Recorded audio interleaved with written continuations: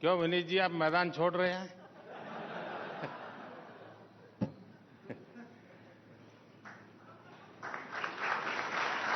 मैं आपको वादा करता हूं, मैं ऐसी कोई कमेंट नहीं करूंगा जो आपको तकलीफ दे।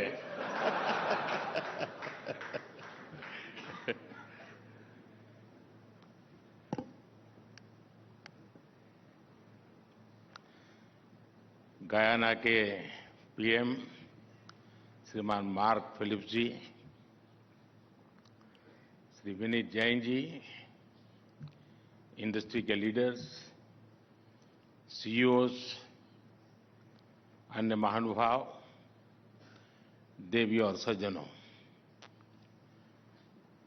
फ्रेंड्स, ग्लोबल बिजनेस समिट की टीम ने इस बार समिट की जो थीम रखी है, मैं समझता हूं वो थीम इटसेल्फ बहुत अहम है। डिसरप्शन, डेवलपमेंट और डाइवर्सिफिकेशन। आज के इस दौर में ये बहुत ही चर्चित शब्द है और डिसरप्शन, डेवलपमेंट एंड डाइवर्सिफिकेशन की इस चर्चा में कोई इस बात पर सहमत है कि भारत का समय है। This is India's time.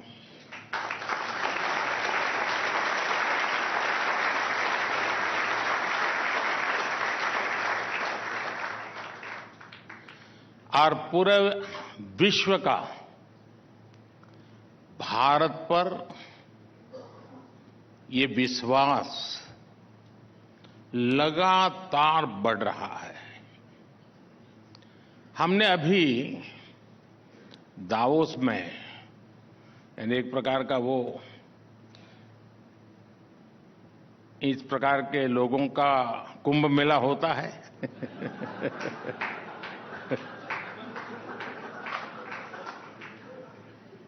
वहां लिक्विड कुछ और होता है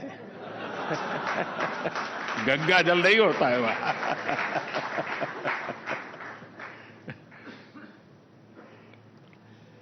दावोस में भी भारत के प्रति अभूतपूर्व उत्साह देखा गया है। किसी ने कहा कि भारत एक अभूतपूर्व इकोनॉमिक सक्सेस स्टोरी है। ये जो दावोस में बोला जाता था, दुनिया के नीति निर्धारक बोल रहे थे। कोई बोला कि भारत का डिजिटल और फिजिकल इंफ्रास्ट्रक्चर नई ऊंचाई पर है। एक दिग्गज ने कहा कि दुनिया में अब कोई ऐसी जगह नहीं है जहां भारत का दबदबा न हो। एक बड़े पदाधिकारी ने तो भारत के सामर्थ्य की तुलना रेजिंग बुल से कर दी। आज दुनिया के हर डेवलपमेंट एक्सपर्ट ग्रुप में चर्चा है कि भारत 10 साल में ट्रांसफॉर्म हो चुका है। और अभी विनीत जी वर्णन कर रहे थे, उसमें काफी चीजें उसका जिक्र था। ये बातें दिखाती हैं कि आज दुनिया का भारत पर भरोसा कितना ज्यादा है। भारत के सामर्थ्य को लेकर दुनिया में ऐसा पॉजिटिव सेंटिमेंट पहले कभी नहीं था। भारत की सफलता को लेकर दुनिया में ऐसा पॉजिटिव सेंटिमेंट शायद ही कभी किसी ने अनुभव किया हो। इसलिए ही लाल किले से मैंने कहा है, यही समय है, सही समय है।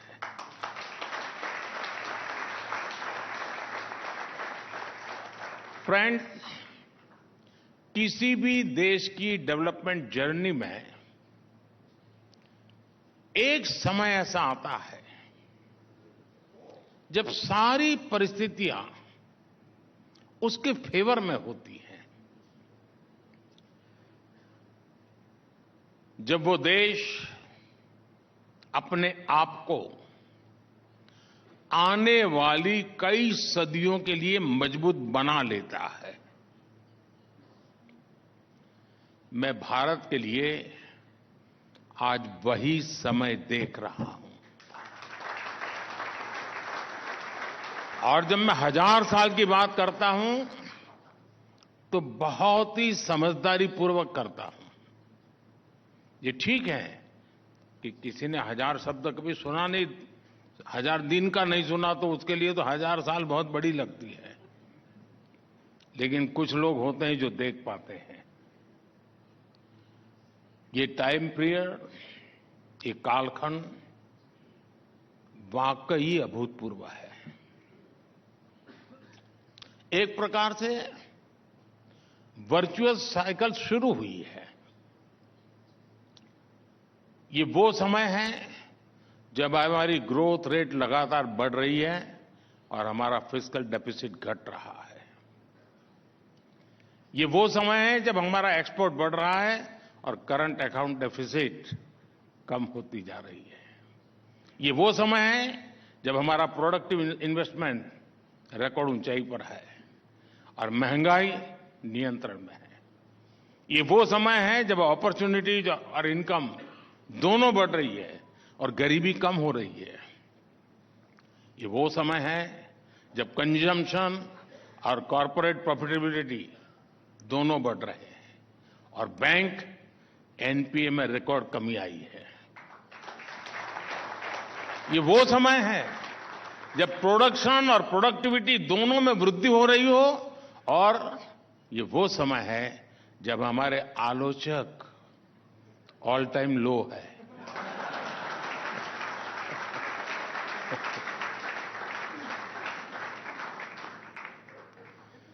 फ्रेंड्स, इस बार हमारे अंतरिम बजट को भी एक्सपर्ट्स और मीडिया के हमारे मित्रों की खूब प्रशंसा मिली है।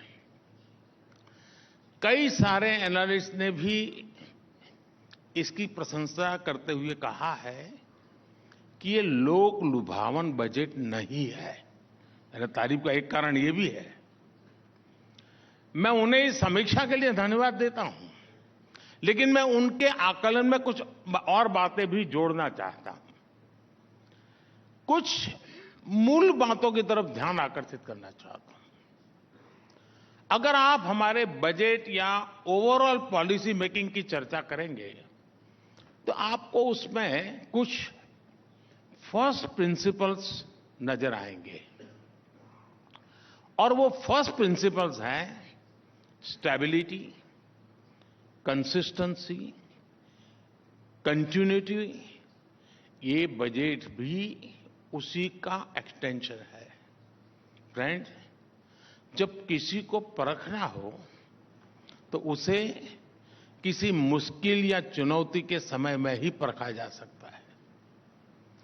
कोरोना महामारी और उसके बाद का पूरा कालखंड भी पूरे विश्व में सरकारों के लिए एक बड़ी परीक्षा बनकर आया था। किसी को कोई अंदाज नहीं था कि हेल्थ और इकोनॉमी की इस दोहरी चुनौती से निपटा कैसे जाए। इस दौरान भारत ने सबसे वो दिन याद कीजिए आप, मैं लगातार टीवी पे आकर के देश के साथ संवाद करता था और उस संकट की घड़ी में सीना तान करके देशवासियों के सामने हर पल खड़ा रहा था। और उस समय प्रारंभिक दिनों में मैंने कहा था और मैंने जान बचाने को प्राथमिकता दी थी और हमने कहा जान है तो जहान है।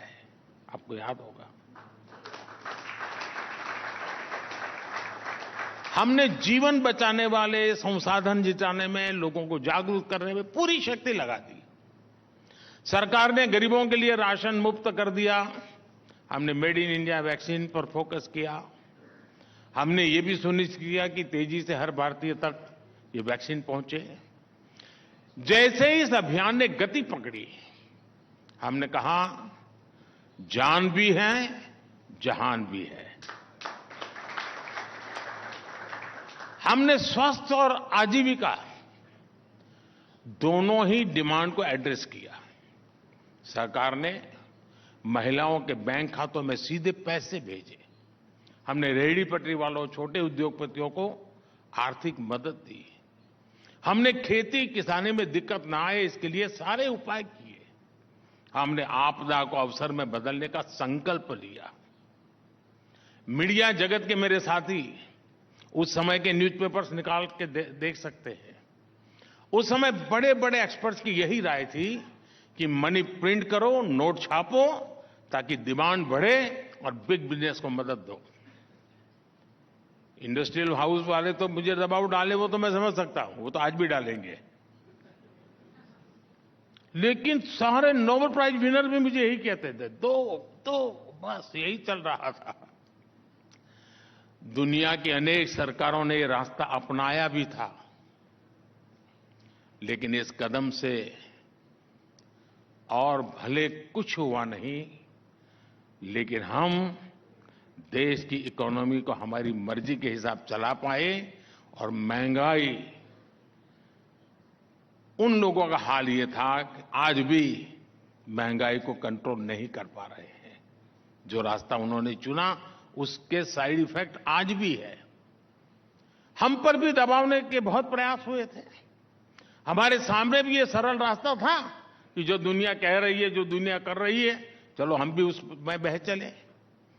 लेकिन हम जमीनी सच्चाइयों को जानते थे, हम समझते थे। हमने अनुभव के आधार पर अपने विवेक से कुछ निर्णय किए और उसका जो नतीजा निकला, जिसकी आज दुनिया सराहना कर रही है, दुनिया उसका गौरवगान कर रही है। हमारी जिन नीतियों पर सवाल उठाए जा रहे थे, वो हमारी नीतियां साबित हुई और आज इसलिए भारत की अर्थव्यवस्था इतनी मजबूत स्थिति में है।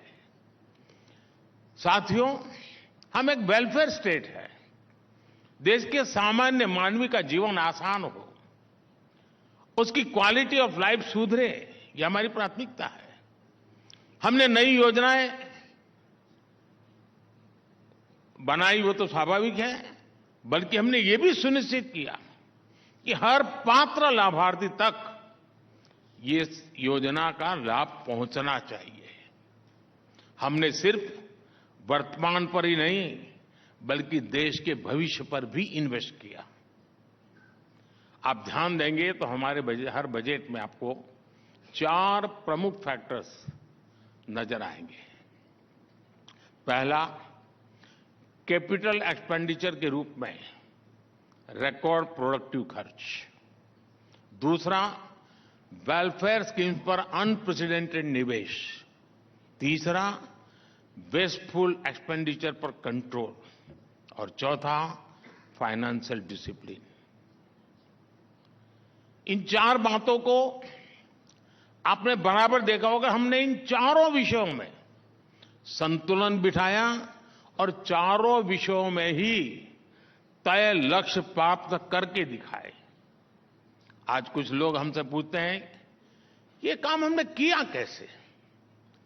इसके कई तरीके से मैं जवाब दे सकता हूं, और उनमें से एक अहम तरीका रहा है money saved is money earn का मंत्र। जैसे हमने प्रोजेक्ट तेजी से पूरा करके उन्हें समय पर खत्म करके भी देश के काफी पैसे बचाए। टाइम बाउंड तरीके से प्रोजेक्ट पूरे करना हमारी सरकार की पहचान बन रही है। मैं एक उदाहरण देता हूं। ईस्टर्न डेडिकेटेड फ्रेट कॉरिडोर 2008 में शुरू हुआ था।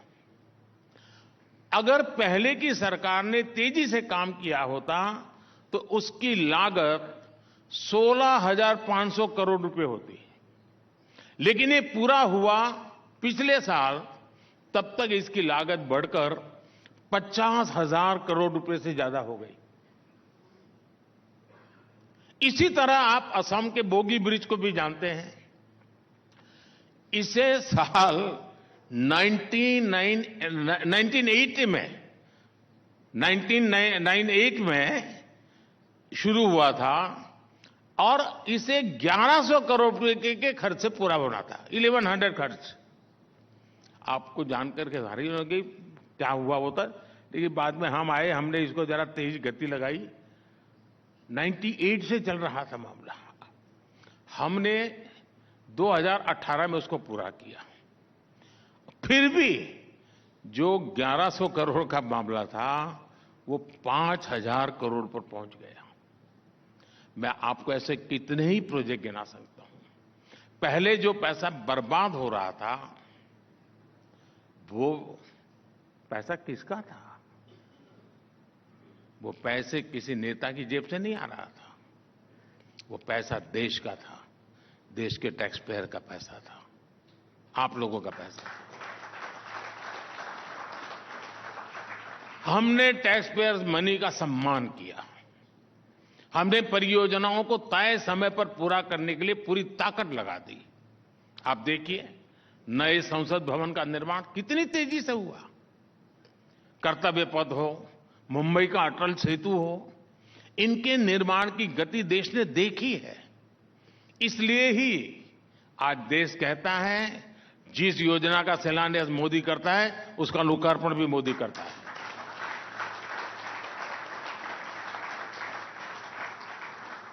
साथियों, हमारी सरकार ने व्यवस्था में पारदर्शिता लाकर टेक्नोलॉजी का इस्तेमाल करके भी देश के पैसे बचाए हैं। आप कल्पना कर सकते हैं, हमारे यहां कांग्रेस सरकार के समय से कागजों में, आप ये सुनकर के हैरान हो जाओगे, कागजों में 10 करोड़ ऐसे नाम चले आ रहे थे जो फर्जी लाभार्थी थे, ऐसे लाभार्थी जिनका जन्म नहीं हुआ था, ऐसे विधवाएं थी जो बेटी के भी पैदा ही नहीं हुई थी। 10 करोड़। हमने ऐसे 10 करोड़ फर्जी नामों को कागजों से हटाया।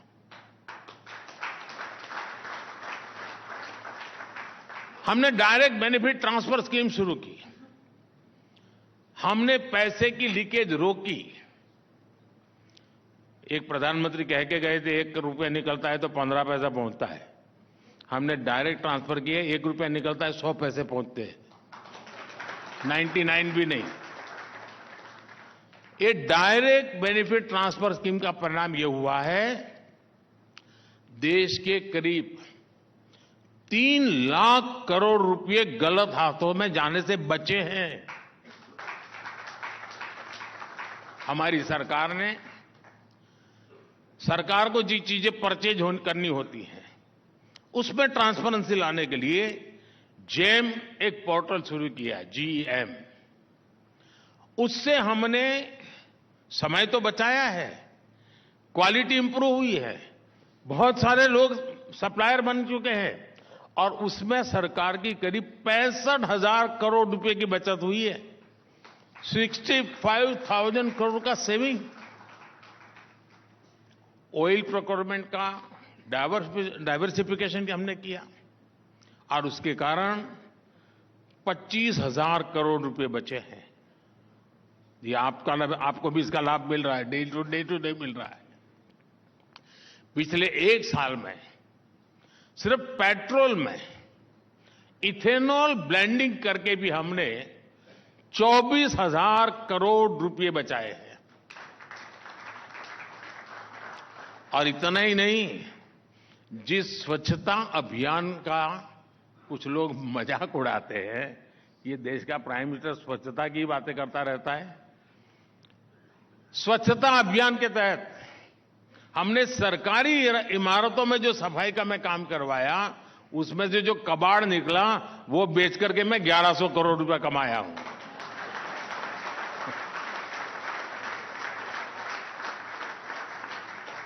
और साथियों, हमने अपनी योजनाओं को भी ऐसे बनाया कि देश के नागरिकों के पैसे बचे।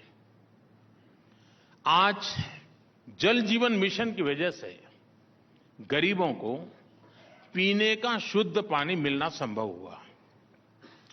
इस वजह से बीमारी पर होने वाला उनका खर्च कम हुआ है। आयुष्मान भारत ने देश के गरीब के 1 लाख करोड़ रुपए खर्च होने से बचाए हैं और उसका उपचार हुआ है। पीएम जन औषधि केंद्र पर 80% डिस्काउंट, और हमारे देश में डिस्काउंट की एक ताकत होती है। कितना ही बढ़िया स्टोर हो, कितना ही बढ़िया माल हो, बगल वाला 10% डिस्काउंट लेके तो सारी महिलाएं वहां चली जाएगी।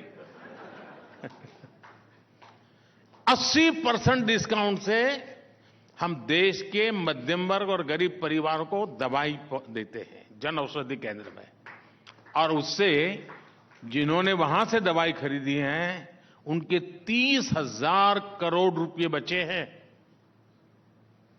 साथियों, मैं वर्तमान पीढ़ी के साथ ही आने वाली अनेकों पीढ़ियों के प्रति भी जवाबदेह हूं।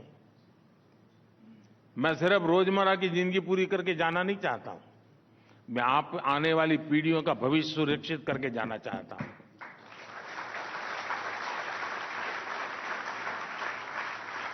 साथियों, खजाना खाली करके 4 वोट ज्यादा पा लेने की राजनीति से मैं कोसों दूर रहता हूं, और इसलिए हमने नीतियों में, निर्णयों में वित्तीय प्रबंधन को सर्वोच्च प्राथमिकता दी है। मैं आपको एक छोटा सा उदाहरण दूंगा। बिजली को लेकर कुछ दलों की अप्रोच आपको पता है।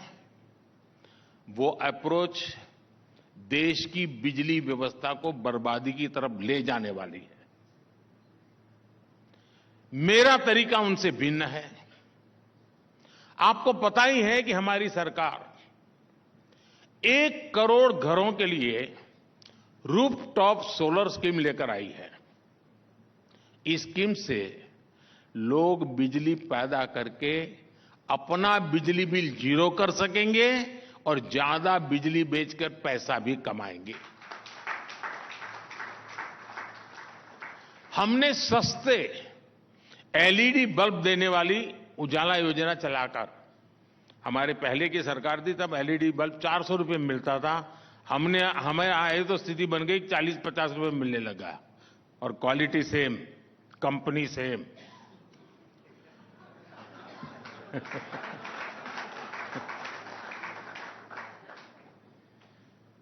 एलईडी के कारण बिजली बिल में लोगों के करीब करीब 20,000 करोड़ रुपए बचे हैं।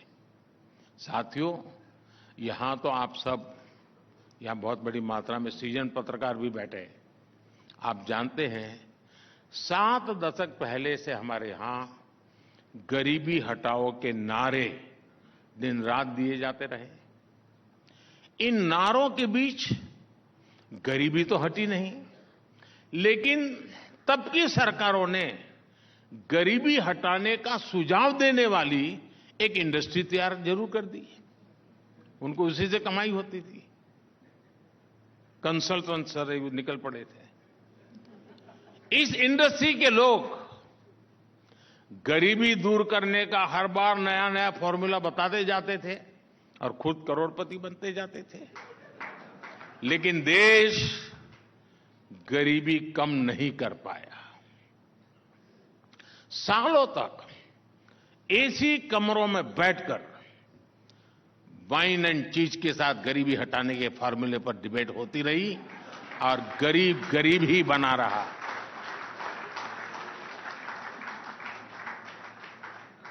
लेकिन 2014 के बाद जब मैं गरीब का बेटा प्रधानमंत्री हुआ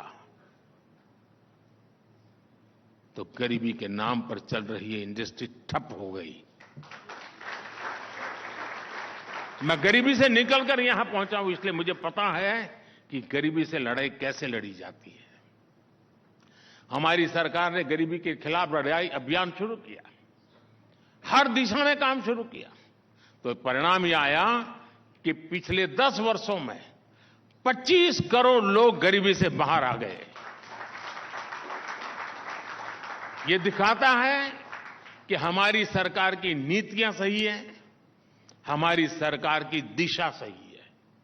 इसी दिशा में आगे बढ़ते हुए हम देश की गरीबी कम करेंगे, अपने देश को विकसित बनाएंगे।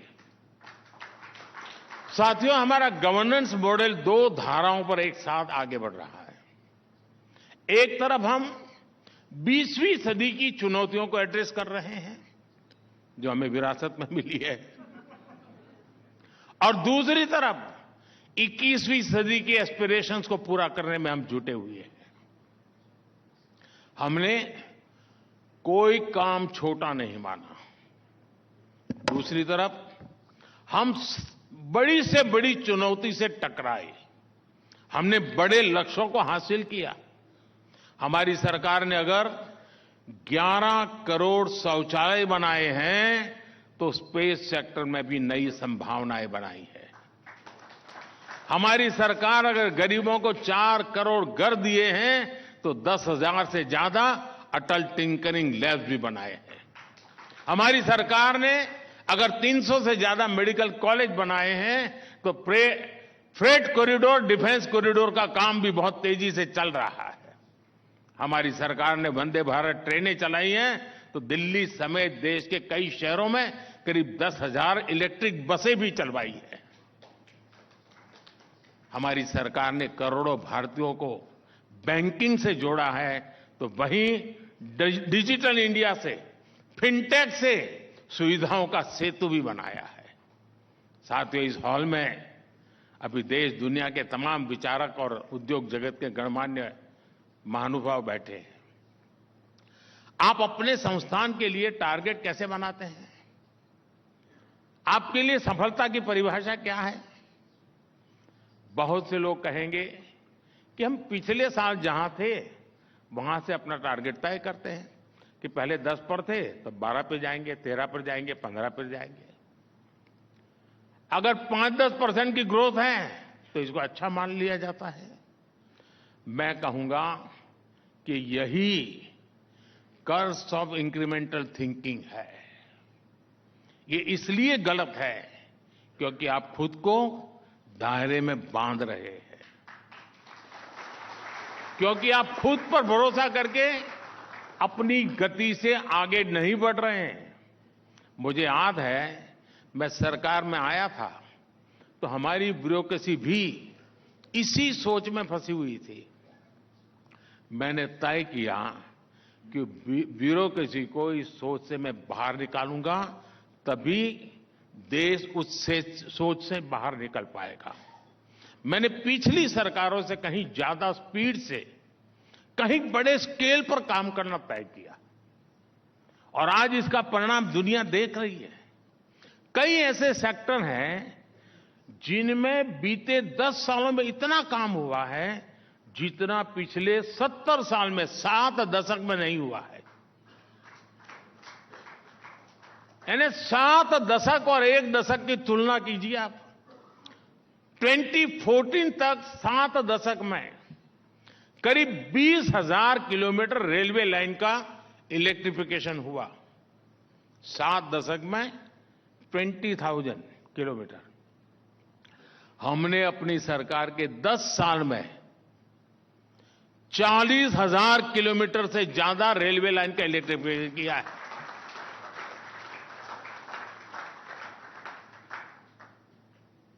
अब मुझे बताइए, कोई मुकाबला है? मैं मई महीने की बात नहीं कर रहा हूं।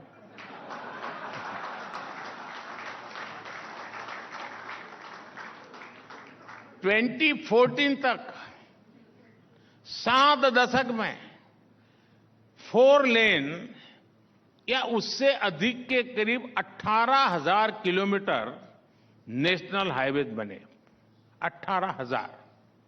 हमने अपनी सरकार के 10 सालों में ऐसे करीब 30,000 किलोमीटर हाईवे बनाए हैं। 70 साल में 18,000 किलोमीटर, 10 साल में 30,000 किलोमीटर। अगर इंक्रीमेंटल सोच के साथ में काम करता तो कहां पहुंचता भाई। साथियों, 2014 तक 7 दशक में भारत में 250 किलोमीटर से भी कम मेट्रो रेल नेटवर्क बना था। बीते 10 सालों में हमने 650 किलोमीटर से ज्यादा का मेट्रो रेल नेटवर्क बनाया है।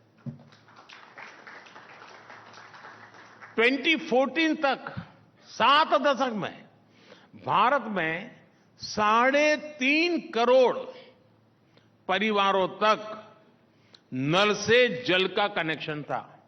3.5 करोड़। 2019 में हमने जल जीवन मिशन शुरू किया था। बीते 5 साल में ही हमने ग्रामीण इलाकों में 10 करोड़ से अधिक घरों तक नल से जल पहुंचा दिया। साथियों, 2014 के पहले के 10 साल में देश जिन नीतियों पर चला था वो वाकई देश को कंगाली की राह पर लेके जा रही थी। इस बारे में संसद के इसी सेशन में हमने भारत की आर्थिक स्थिति को लेकर के एक व्हाइट पेपर भी रखा है। आज उसकी चर्चा भी चल रही है। और मैं आज जब इतना बड़ा ऑडियंस है तो अपने मन की बात भी बता देता हूं। ये व्हाइट पेपर मैं जो आज लाया हूं ना, वो मैं 2014 में ला सकता था। राजनीतिक स्वार्थ अगर मुझे साधना होता तो वो आंकड़े मैं 10 साल पहले देश के सामने रख देता। लेकिन 2014 में जो चीजें जब मेरे सामने आई, मैं चौंक गया था। अर्थव्यवस्था हर प्रकार से बहुत गंभीर स्थिति में थी। घोटाले और पॉलिसी पैरालिसिस को लेकर पहले ही दुनिया भर के निवेशकों में घोर निराशा व्यापी थी। अगर मैं इन चीजों को उस समय खोल देता, जरा भी एक नया गलत सिग्नल जाता तो शायद देश का विश्वास टूट जाता। लोग मानते डूब गए, अब नहीं बच सकते हैं। जैसे किसी मरीज को पता चले ना कि भाई तुम्हें एक गंभीर बीमारी है, तो आधा तो वहीं खत्म हो जाता है। देश का वही हाल हो जाता। पॉलिटिकली मुझे वो सूट करता था, वो सारी चीजें बाहर लाना। राजनीति तो मुझे कहती है वो करो, लेकिन राष्ट्र नीति मुझे वो नहीं करने देती। और इसलिए मैंने राजनीति का रास्ता छोड़ा, राष्ट्र नीति का रास्ता चुना। और पिछले 10 साल में जब सारी स्थितियां मजबूत हुई है, कोई भी हमला झेलने की हमारी ताकत बन चुकी है, तो मुझे लगा कि देश के सामने सत्य मुझे बता देना चाहिए, चीजें खुल करके रख देनी चाहिए। और इसलिए मैंने कल पार्लियामेंट में व्हाइट पेपर पेश किया है। उसको देखोगे तो पता चलेगा हम कहां थे और कितनी बुरी स्थितियों से निकल करके आज हम यहां पहुंचे हैं।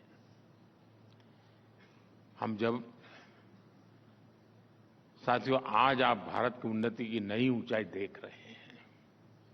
हमारी सरकार ने अनेकविध काम किए हैं।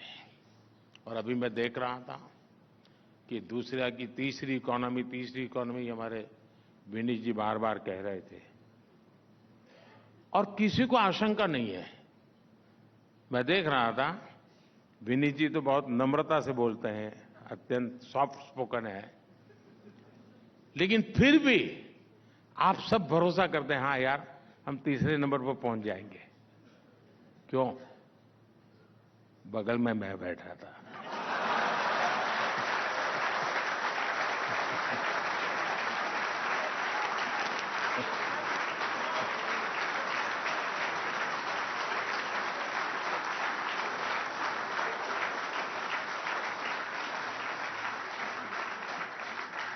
और मैं आपको गारंटी देता हूं, हमारे तीसरे टर्म में देश इकोनॉमी में दुनिया में नंबर 3 तक पहुंच जाएगा।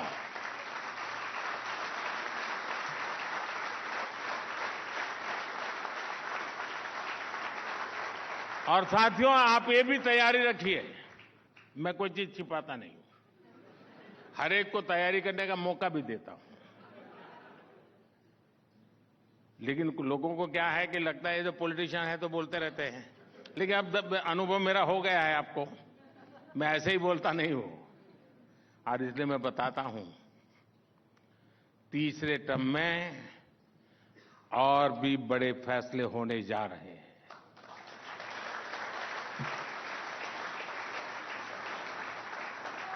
भारत की गरीबी दूर करने, भारत के विकास को नई गति देने के लिए हमने नई योजनाओं की तैयारी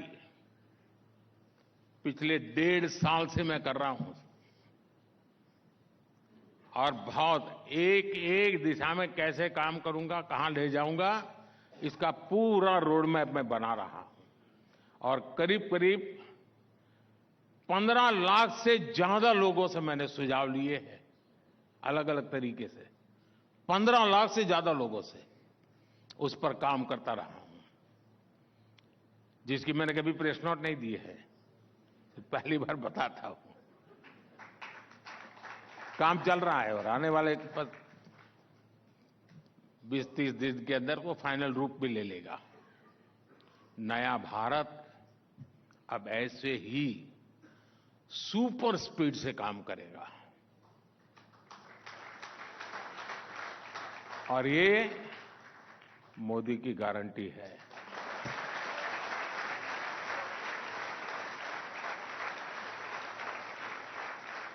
मैं आशा करता हूं कि इस समिट में सकारात्मक चर्चाएं होगी, बहुत से अच्छे सुझाव निकल करके जाएंगे, जो हमको भी जो रोड मैप तैयार हो रहा है उसमें काम आएंगे। एक बार फिर इस आयोजन के लिए मेरी तरफ से ढेर सारी शुभकामनाएं। बहुत बहुत धन्यवाद।